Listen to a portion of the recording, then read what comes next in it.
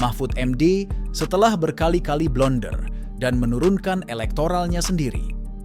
Akhirnya Mahfud MD diminta mundur oleh Megawati di ujung masa kampanye, semata-mata demi menaikkan elektoral paslon Ganjar Mahfud yang semakin nyungsep. Bukan hanya petugas partai, pihak luar pun kalau mau kerjasama dengan PDIP harus mau nurut sama Megawati. Tapi ironis karena 5 menteri dari PDIP malah disuruh tetap bertahan. Kasihan Prof. Mahfud, sepertinya memang bukan ditakdirkan untuk jadi wakil presiden. Assalamualaikum kawan, ketemu lagi dengan saya Mas Warto, grader biji kopi di Warkop Bicara. Bersiap kawan, Warkop Bicara is brewing. Sebelum kami mulai cerita ini, Anda bisa siapkan secangkir kopi hitam dan pisang goreng panas dengan cocolan sambal. Kita mulai cerita dari Cawapres Mahfud MD, sebelumnya pernah hampir menjadi Cawapres di tahun 2019, berpasangan dengan Jokowi. Sayangnya waktu itu dari semua partai koalisi, hanya P3 yang menyetujui, sehingga akhirnya batal dan diganti Maruf Amin. Cerita selanjutnya tentang Jokowi dan Maruf Amin, Anda pasti sudah tahu. Saat itu sebagai petahana, peluang Jokowi menang jauh lebih besar. Prof. Mahfud dipilih oleh Megawati karena pakem yang selalu beliau pegang, yaitu nasionalis berpasangan dengan tokoh NU. Ya, tapi bagi sebagian orang, Mahfud ini tidak sepenuhnya dianggap sebagai perwakilan tokoh NU karena bukan NU struktural. Tugas Mahfud MD adalah menarik suara dari kaum intelektual, melengkapi Ganjar yang mewakili Wong Cilik. Selain itu, Prof. Mahfud juga diharapkan menarik suara pemilih di Jawa Timur, yang merupakan lumbung suara terbesar kedua setelah Jawa Barat dan suara NU terbanyak. Tapi ternyata Prof. Mahfud tidak punya mesin politik untuk menarik suara seperti yang diharapkan.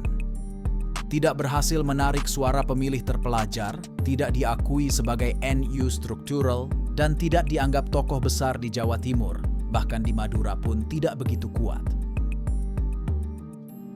Sebelum kami lanjutkan, tolong bantu kami dengan subscribe, tekan tombol lonceng, dan jempol ke atas.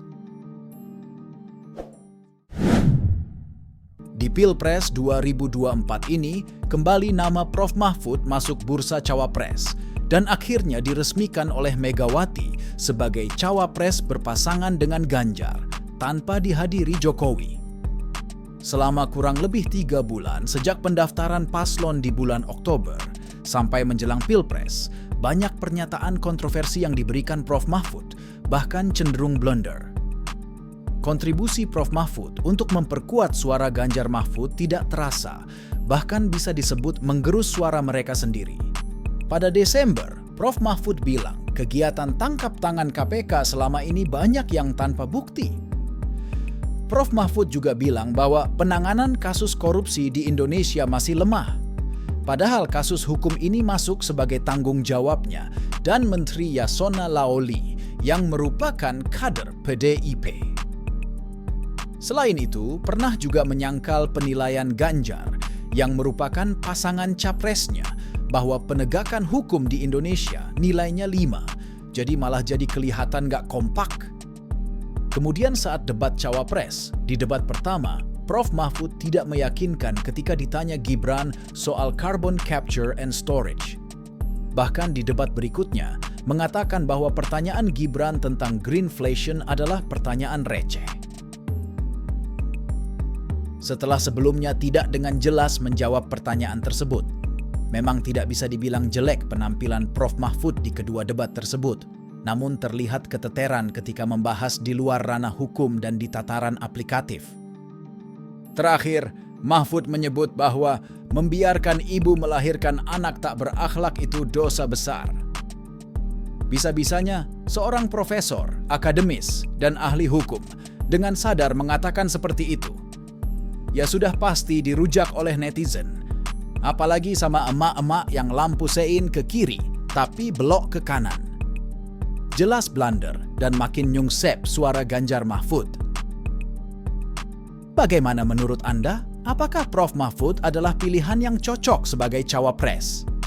Tulis pendapat Anda di komentar dan jangan lupa subscribe channel Warkop Bicara.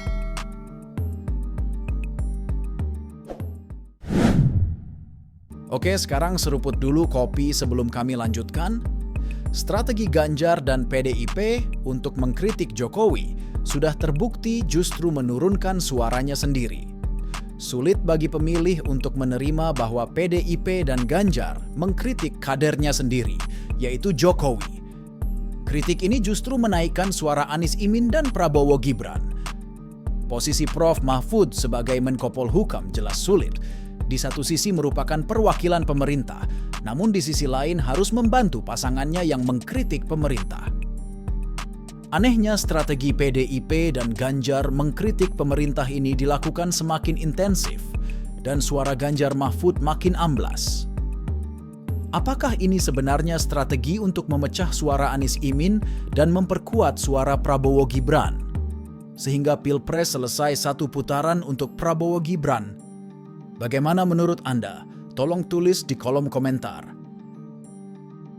Baiklah, kami anggap Ganjar dan PDIP berjuang buat elektoralnya.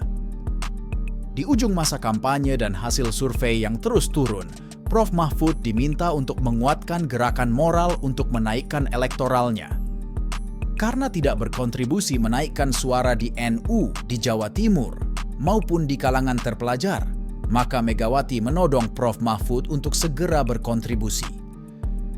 Di tengah banyaknya tuntutan etika dalam berpolitik, seperti yang banyak disuarakan di debat, Megawati, Ganjar, dan Prof. Mahfud melihat celah etika ini mungkin bisa dimanfaatkan untuk menarik suara pemilih. Akhirnya, Megawati menodong Prof. Mahfud untuk mundur dari jabatan Menko Polhukam dan mengkampanyekan etika politik, menghindari konflik kepentingan, dan tidak menggunakan fasilitas negara untuk kampanye. Jelas ini ditujukan untuk menjatuhkan citra Prabowo Gibran yang juga pejabat pemerintah, tapi tidak mundur dari jabatan. Dengan harapan bisa mencegah kemenangan Prabowo Gibran satu putaran. Lucunya Megawati tidak menarik menteri-menterinya di kabinet. Megawati masih mau terus menikmati keuntungan partainya dalam kabinet. PDI masih punya 5 menteri dalam kabinet yang bisa memberikan keuntungan finansial dan keuntungan fasilitas pada PDIP dan Ganjar. PDIP memainkan peran dua muka, di mana digemborkan calon mereka beretika dengan mundur dari kabinet, tapi tetap menahan 5 kadernya sebagai menteri kabinet. Alasan Megawati untuk menjaga check and balance pemerintah dan menjaga stabilitas pemerintahan. Megawati khawatir ada pihak lain yang akan memanfaatkan posisi menteri yang ditinggalkan kadernya. Dengan kata lain, memang menganggap posisi menteri dalam kabinet itu menguntungkan partainya. Bahasa Megawati kira-kira begini, menarik menteri, lah kok enak, rugi dong kita. Mundurnya Prof. Mahfud ini sebenarnya sudah terlambat. Apabila dilakukan dari awal pencalonan, pasti akan lebih membantu efek elektabilitas mereka. Saat ini bisa dibilang 95% pemilih sudah menentukan pilihan, jadi nggak ngefek mundurnya Prof. Mahfud. Seperti kasus MK-MK dan politik dinasti yang dianggap lumrah dan normal oleh sebagian besar masyarakat, demikian juga tentang persoalan etika pejabat. Bila dengan mundurnya Prof. Mahfud berarti dengan leluasa mengkritik pemerintah, maka justru merugikan Ganjar Mahfud dan PDIP.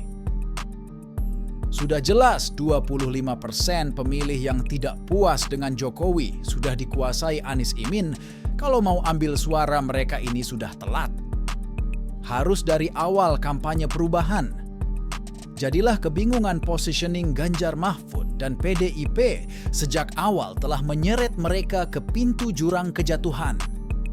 Sepertinya cita-cita Megawati untuk Pilpres satu putaran akan tercapai. Satu putaran pasangan Ganjar Mahfud rungkat. Bagaimana menurut Anda? Apakah setuju dengan pendapat saya? Silakan Anda tulis komentar Anda dan bagikan video ini ke kawan-kawan Anda. Itu saja yang kami sampaikan kali ini. Tunggu cerita-cerita kami berikutnya. Selamat menikmati kopi Anda dan wassalam.